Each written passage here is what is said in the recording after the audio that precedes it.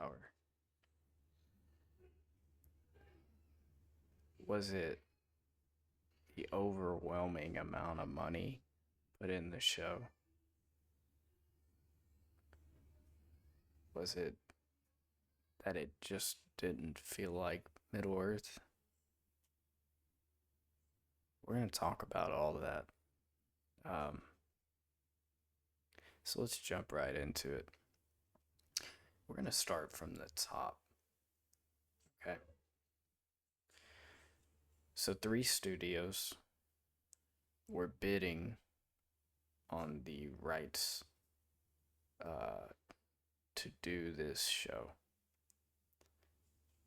You had Netflix, Hulu, and Amazon. I believe it was Netflix that wanted to basically reboot the entire show. So they kind of wanted to change everything. They ended up later securing Harry Potter, which is probably also going to be a train wreck, even though I don't know anything really about Harry Potter. Hulu wanted to go the Marvel route. You know, they wanted young Aragorn here and Baron and Luthien and the Lost Tales, and they wanted a cinematic universe. So out comes Amazon, who outbids everybody, and they land a original show in the Second Age, right? But for a lot of money. So let's start with the directors. You got this guy, J.D. Payne, who's really not that bad from what I've seen. He kind of wanted to keep things traditional. And then you got this bozo named Patrick McKay, who I swear all the cringy stuff in the show goes back to him. And I know one, for example, was a huge deal. And we'll talk about that. So when you have an IP like this one, and you got two showrunners who don't agree on everything, that's a problem. That just immediately starts an issue. So, yeah, I mean, they don't agree on everything. It's why there's typically one director for a show. And this guy, Patrick McKay, should never, ever touch another TV show again. Unless it's on Lifetime Movie Network or something. It's just terrible. He's like a PR guy. He's not even like a director. So let's talk about the budget.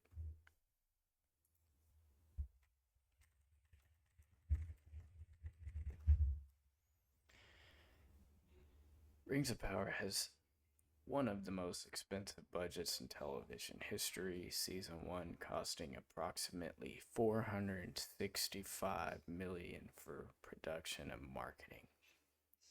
This figure also includes the estimated 250 million that Amazon spent to acquire the rights, which made the show for the first season right around 700 million. So when you have that kind of budget, I think they banked on that money solely was going to make the show good. Well, let's look at evidence to refute that.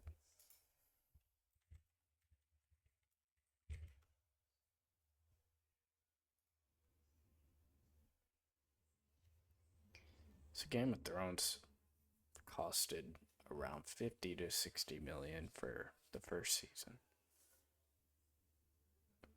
which is like 1/7 of what Rings to Power costed for their first season.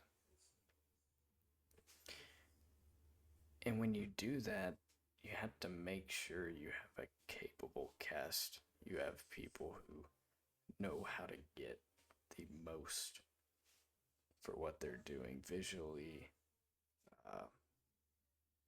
just all along the board. And it held because George Martin was very much involved for a lot of that. Up until the end, people could say what they want about the end, but quality show with quality casting. So I think what they should have done is got a more capable cast too.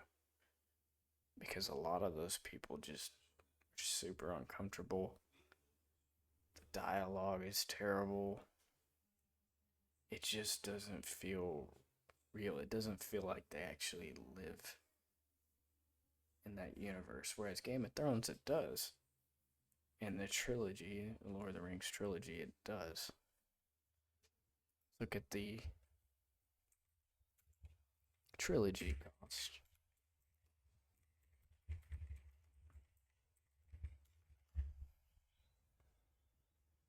The total production, all three movies, costed $281 million. 93 million for Fellowship, 94 million for The Two Towers, and again 94 million for The Return of the King. And that was with capable people. You know, Christopher Lee played in Star Wars.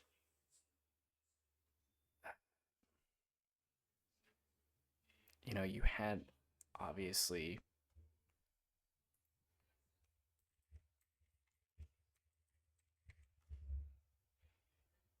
Sean Astin, forgot his name for a second. Huge actor, right? For some of them, it was their break, but for a lot of them, they did quality work before that. And then it was headed by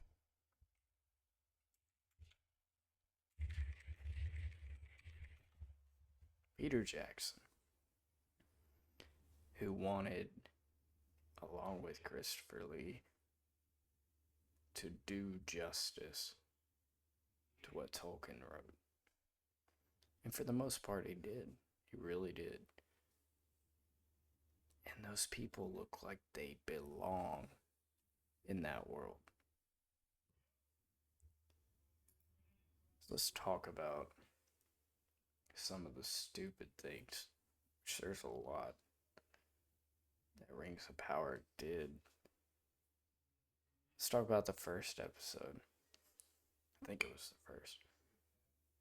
You got Gandalf, who we didn't know was Gandalf yet, but it was pretty freaking obvious. In the books, he comes to Middle Earth at like the latter half of the Second Age by boat from Valinor, and he chose the form of an elderly man to show humility, right? Because that's the kind of character he was. Instead, this show has him fly in on a comet, which makes no sense at all. And then he runs into a Harfoot. Did you know they can't even use the word hobbit because they didn't gain the rights to that word? It's very dumb. So he runs into this Harfoot named Nori, and he doesn't know who he is, and he doesn't speak the same language. So they go on this journey with her, you know, Samwise clone or whatever you want to call it. And they're both terrible. They both can't act, and the dialogue for them is just dead. That whole storyline just awful. And then he finds out who he is, right? By the end of whatever season it's on now. So they're not even hobbits. They're like this weird split off group. And just they all look so silly. They all look like, I don't know, Disney did it or something. It's very poor writing as far as the story, very poor dialogue. And you just, when you're watching the show, you're looking for those moments to make it worth it. And there's so little of that. Little to none. So let's look at the cast for a minute.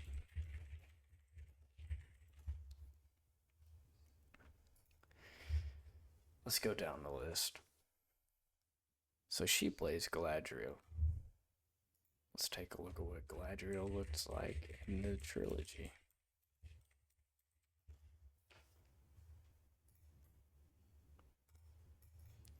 So Galadriel's supposed to be tall, elegant, beautiful, and she has powers. Not like 5'6" and has like abandonment problems and trust issues with everybody she sees. And somehow survived a volcano explosion. Dumb. And I think it was the first episode. From the first episode, I knew when she got on that raft. I was like, oh, that's Sauron. It's like pretty obvious. Sauron. Called it. I think it was the second episode. So they didn't do. Usually, when they were trying to pull off what they were attempting to, you use sleight of hand, right? I was watching this show called Dark Wolf the other day. Pretty decent show. And what they did was they used a lot of sleight of hand as to who was responsible for the dilemma going on in the show. And you didn't find out till the very end who was the bad guy and why, because the focus was elsewhere. They started this show with a character who was obviously not who he said he was. And then they tried the sleight of hand method. Didn't work. Because anybody who has common sense knows that was probably Sauron. Same thing with the stranger, we'll call him, who's Gandalf. Everybody knew. Everybody knew from the moment they saw him that was Gandalf, right? It just didn't work. The writing was bad. And it's like they undermine the viewer's intellect, thinking they're smarter than the viewers are when it's actually the other way around. Huge mistake. Huge mistake. Let's go back here. Robert Aramayo actually played young Ned Stark in Game of Thrones. And we all know that Sean Bean, who played Boromir in the trilogy, played Ned Stark. So let's take a look here.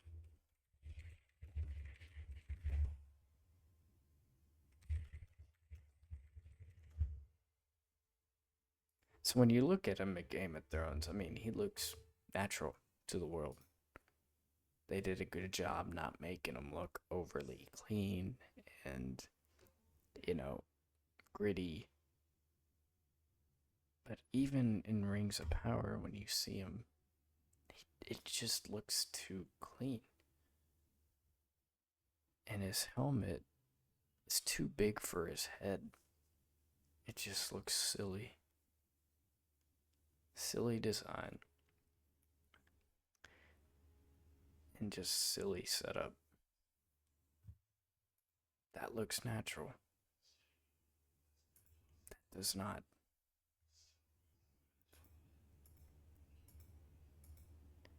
And the dialogue they give him is so dry. Just so dry, man. Eleanor Brandyfoot. That is the main Heartfoot of the show. Their storyline is just terrible. It's wasted space. It's like they couldn't come up with anything better. Theo.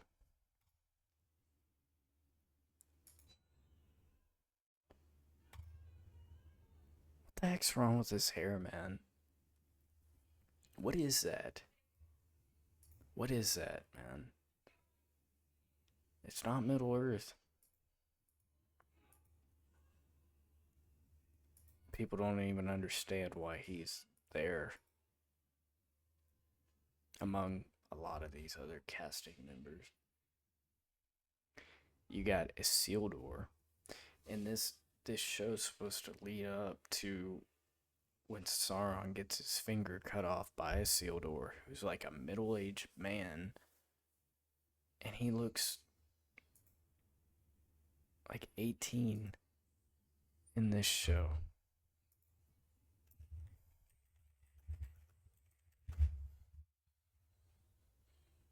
That's not a middle-aged man.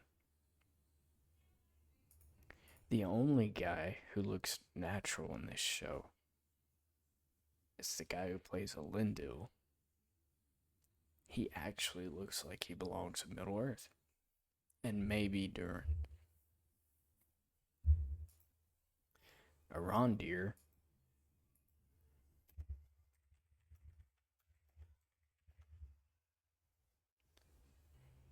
He gets stabbed in one of the episodes. Should be dead. And he just pops up in the next one like nothing happened. When you take the threat of death out of a show like this, an IP like this, people just don't care. They don't care because anything can happen. Like when Galadriel falls off like 400-foot mountain and lives. That's not realistic. It's a fantasy, but it's supposed to feel real. And it doesn't. One of the better actors in the show, Owain Arthur, I guess that's how you say it. First of all, he does a decent job.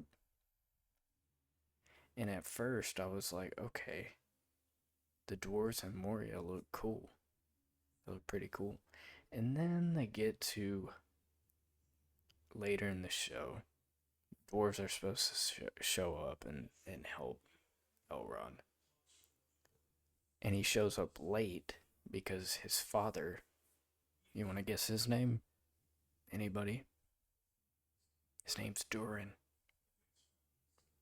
So you got Durin and his son Durin.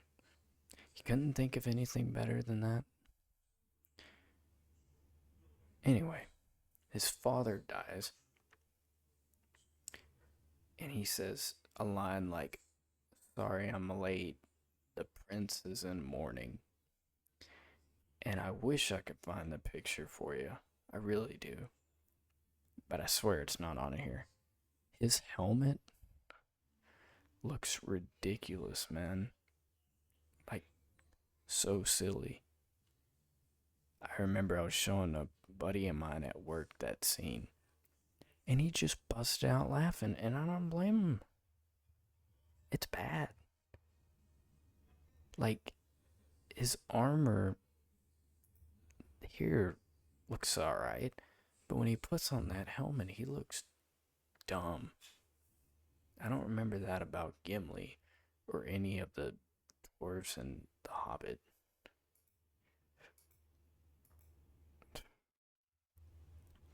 Let's go to Charles Edwards. Charles Edwards plays Celebrimbor.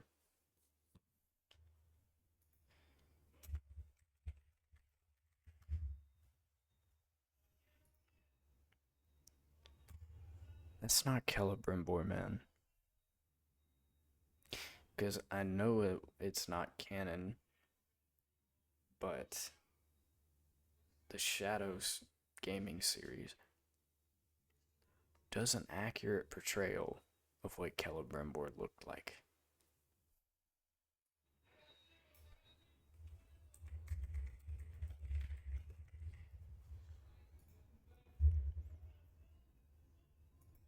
That's Celebrimbor. That's Celebrimbor. We haven't even gotten to Sauron yet. That's a good representation. He's supposed to be a high-level elf who can definitely fight. He's not supposed to be looking like he's a librarian from Harry Potter. He's just not. That's not Celebrimbor. He looks clueless and scared. That's not how he was in the books. It's just not.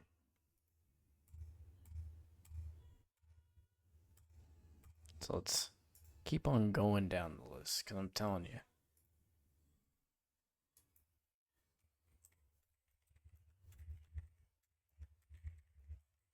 It just gets worse.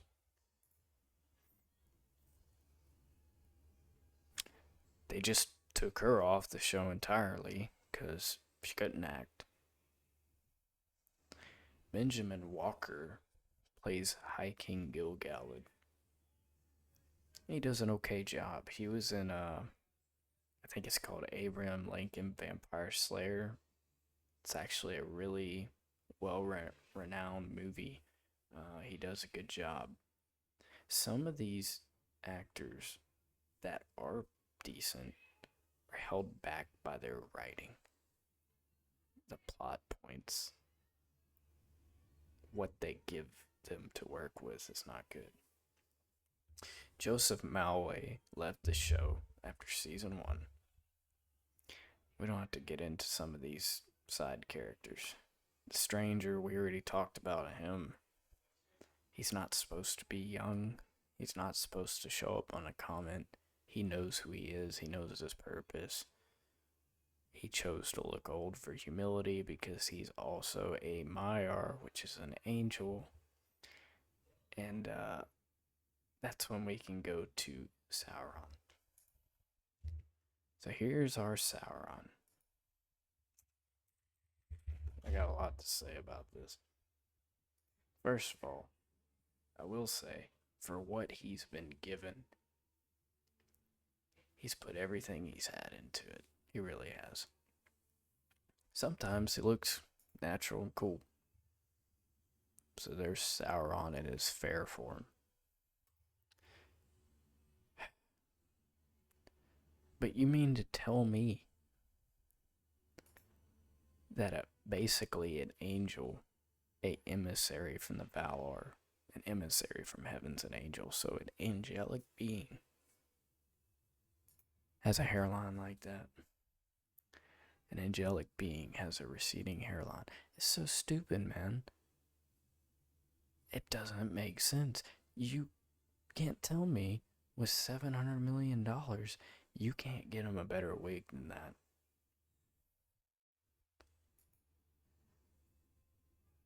Look at that. Let's go back to let's look at House of the Dragon for a second.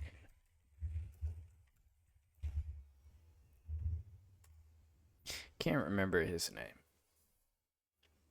His wig looks alright. Looks natural, normal. But yet a literal lowercase g God is working with that. Oh, I got it. I figured it out. When he makes the One Ring, it's gonna fix his hairline. Now it's stupid, man. This whole thing's stupid. This literally looks like a shot from a CW show. There's the moment on the raft where I was like, yeah, Sauron. I mean, who else can he be? I already knew. Another thing, I do think he's a capable actor. Maybe to play like Aragorn's son, or young Aragorn, or just maybe a Numenorian. But when you have someone that high level of a character, you gotta get someone really good.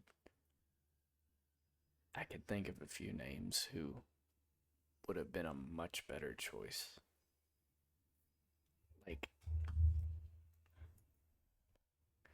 what they should have done was make him what they originally had him as, a king of a land that was stolen from him. And he could have been a great heroic character that they added. But their excuse was, oh, that's not lore accurate. You know what else was lore accurate? Adar.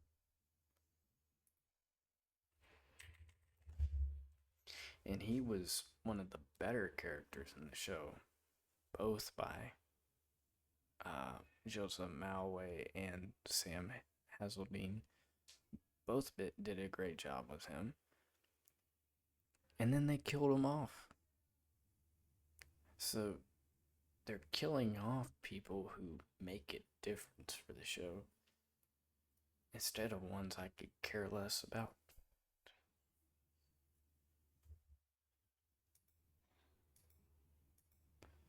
It's frustrating. It's very frustrating. But wait, there's more. Oh, alright.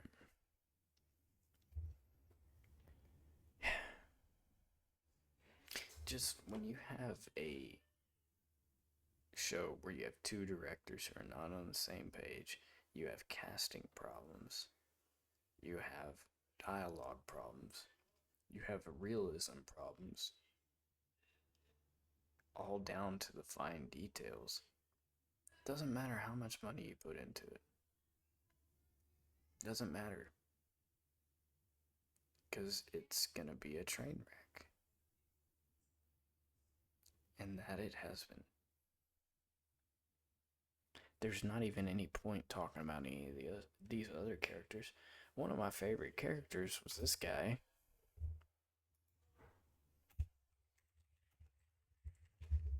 Thought he was a good character for the show. Did a nice job. They started giving him a bigger role and then he gets killed. And it's the way he got killed was just didn't feel normal. Didn't feel natural.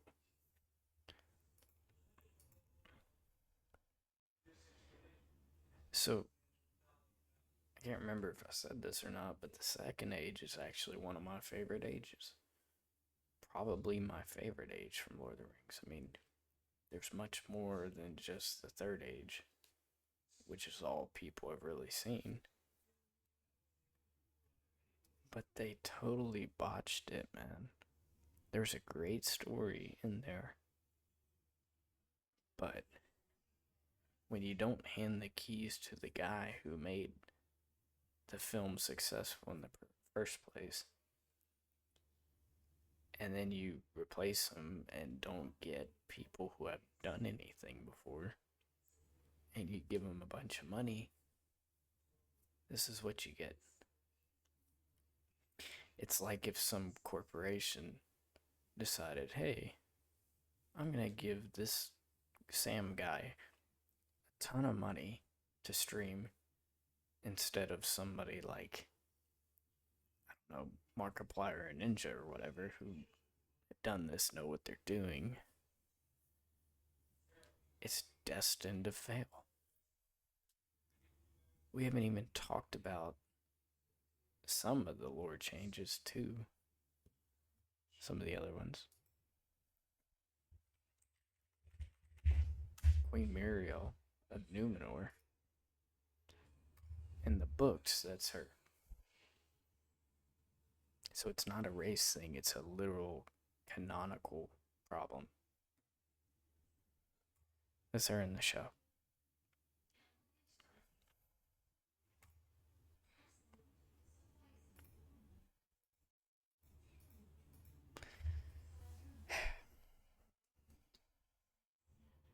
Just problem after problem, man.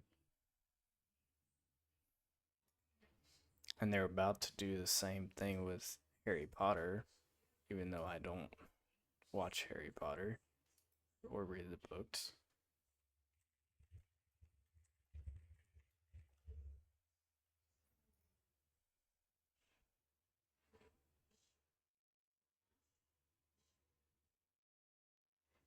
I find it that a lot of your side characters do a better job than the main ones. Talk about Tom Bombadil, which they did add in this show.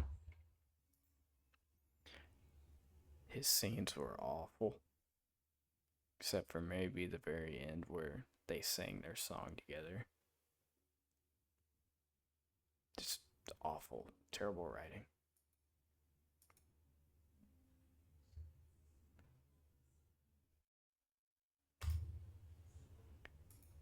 And then your Dark Wizard.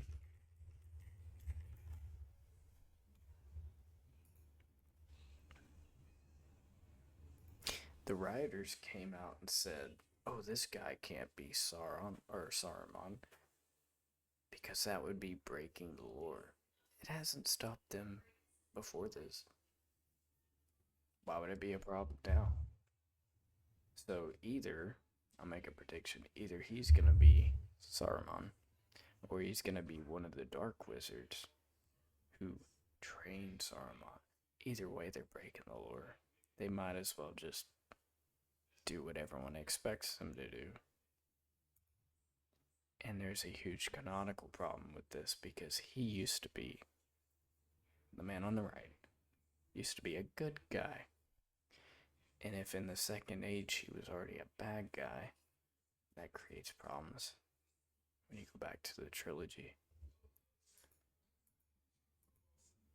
You know, I tried to delude myself into understanding this show and see what they're going for. It's just bad.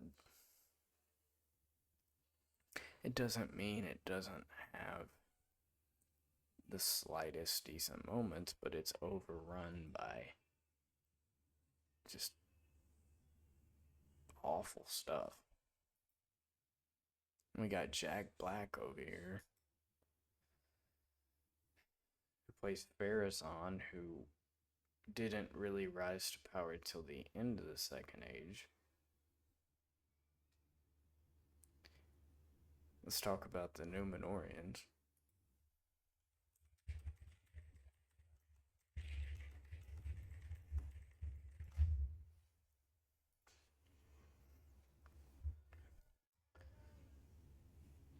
Their armor, yeah, that's a comparison. So what we expected this armor on the right to look like here.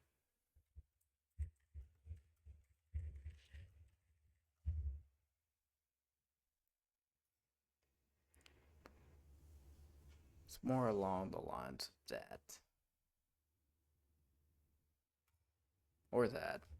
And they're supposed to be like 10 to 12 feet tall. They're supposed to be amazing fighters to the point where they literally caught and trapped Sauron in the Second Age. Tied him up. So they're not supposed to be whatever this is. It's problem after problem. And I don't think there's a way they can fix it, to be honest. I mean, they've gone so far. It's probably ruined any chance for another Middle Earth TV show. It's probably ruined a chance for a lot of other this kind of fantasy level IPs. And Harry Potter seems like it's gonna follow it up just nicely. I've already heard the people complaining.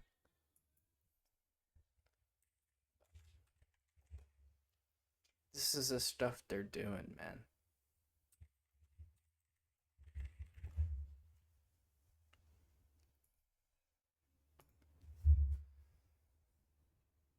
The problem isn't the race of the people. That's not the problem. It's the book's intent. Just like Muriel. What the book intended is what it should be. That makes a lot more sense. Does it not? I mean, it's just common sense, man. That's not common sense at all.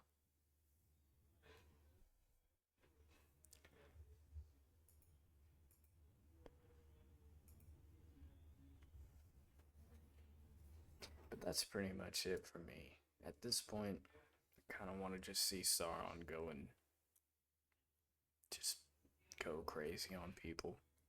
Give us some good fighting scenes. I'm still gonna watch it just because I can nitpick it and you know, see if like minds are thinking alike. So that is it for this one. You guys take care.